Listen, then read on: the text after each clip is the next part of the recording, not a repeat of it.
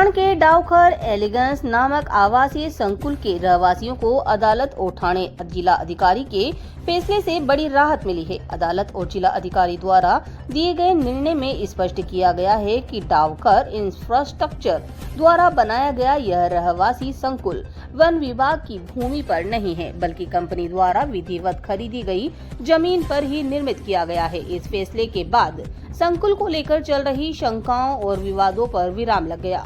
मामले को लेकर डाउखर इंफ्रास्ट्रक्चर की ओर से पत्रकार परिषद आयोजित की गई, जिसमें कंपनी के प्रतिनिधियों ने पूरे प्रकरण की जानकारी साझा की। पत्रकार परिषद में डाउखर इंफ्रास्ट्रक्चर के संतोष डाउखर ने बताया कि संकुल का निर्माण पूरी तरह से कानूनी प्रक्रिया के तहत हुआ है और अदालत जिला अधिकारी के निर्णय ने इस बात को स्पष्ट भी कर दिया। इस दौरान कंपनी के डायरेक्टर वैभव कुले ने भी परियोजनाओं से जुड़ी जानकारियां दी। वहीं डाउखर एलिगेंस के रहवासियों ने फैसले का स्वागत करते हुए इसे उनके लिए एक बहुत बड़ी राहत बताया है। कल्याण से संवाददाता सुनील शर्मा की खास रिपोर्ट।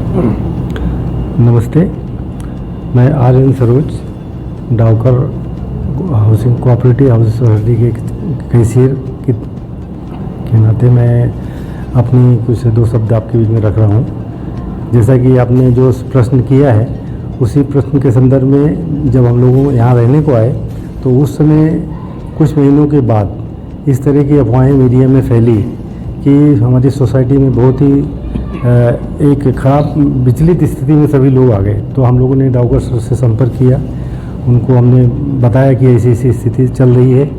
तो उन्होंने कहा घबराने की कोई बात नहीं, मैं आप लोगों के बीच में आके सारी जानकारी दूंगा।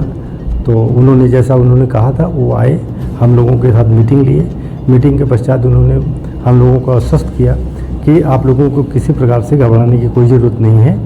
हमारे पास सारे डॉक्यूमेंट लीगल डॉक्यूमेंट हैं और मैं ऑलरेडी कोर्ट में या सब जगह पेश कर चुका हूँ। आप लोगों को बिल्कुल चिंता नहीं करनी है। अगर कोई ज़रूरत लगी, आपको ऐसा लग रहा है, तो मैं बैठा हूँ, मैं कहीं जा नहीं रहा हूँ, आपको पूरी सुरक्षा देंगे। यहाँ पे इस बिल्डिंग में कितने लोग रहते हैं? इस बिल्डिंग में 208 फ्लैट धारक हैं। स्ट्रक्चर में मैं लैंड एक्विजिशन और लीगल जो हमारी टीम है उसका डिपार्टमेंट देखता हूँ।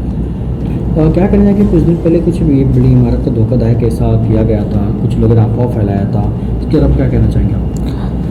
2024 में कोई लोगों ने हाईकोर्ट में एक अपील फाइल की थी कि ये जो बिल्डिंग है ये गवर्नमेंट लैंड पे बनाया हुआ है। तो उसके बाद में हमने सारे जो लीगल डॉक्यूमेंट्स हैं वो जमा किए।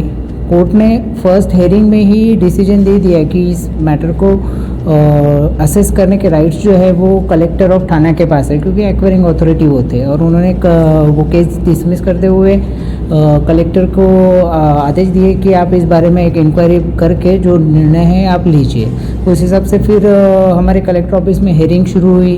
तो पहले जो कलेक्टर साहब थे शिंगरे साहब, उन्होंने कुछ हेयरिंग अटेंड की। बाद में उनके रिटायरमेंट के बाद जो अभी के कलेक्टर साहब है पंचाल साहब हुआ है, उन्होंने कुछ हेयरिंग्स ली और उसके बाद उन्होंने डिसीजन दिया है कि ये जो लैंड है ये शुरू से ही प्राइवेट पार्टीज़ की है और इसके लिए आज भी वो डाउखर इंफ्रास्ट्रक्चर के नाम पे ही है और उनकी ही है। ऐसा उन्होंने रिसेंट जजमेंट जो है वो दिया हुआ है। और हाँ, बीच में काफ़ी सारी जो है मिसलीडिंग न्यूज़ जो है फैलाई गई थी जानबूझकर, तो उसकी वजह से लोगों के बीच में, यहाँ के जो रेसिडेंट्स हैं उनके बीच में एक डर का माहौल था। तो हमने उनके साथ मीटिंग की थी और उन्हें उसी समय आश्वस्त किया था कि ये जो अफवाहें फैली जा रही है ये खाली हमें ब्लैकमेल करने के लिए हो रहा है और ऐसी कोई स्थिति है नहीं। फिर जो भी सारे डॉक्यूमेंट्स हमारे पास गवर्नमेंट डॉक्यूमेंट्स थे इस लैंड के टाइटल से रिलेटेड, वो हमने सारे सोसाइटी ओनर्स को दिखाए थे। और उसके बाद में उन्होंने उनको आश्वासन भी दिया था कि अभी नहीं, अगले 50 साल में भी इस लैंड के टाइटल से रिलेटेड कोई भी क्वेश्चन आता है तो उसको सॉल्व करने की जिम्मेदारी जो है वो हमारी है और हम उसके लिए आपके साथ जो है हमेशा खड़े रहेंगे।